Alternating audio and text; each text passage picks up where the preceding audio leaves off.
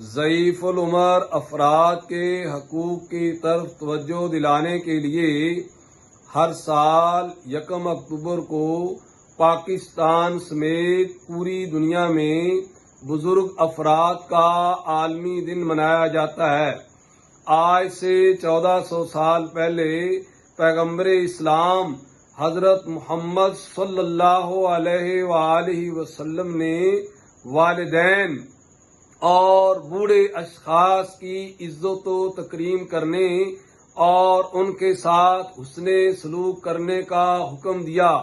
جامع ترمذی میں ہے کہ آپ صلی اللہ علیہ وآلہ وسلم کی خدمت میں ایک بوڑھا شخص حاضر ہوا۔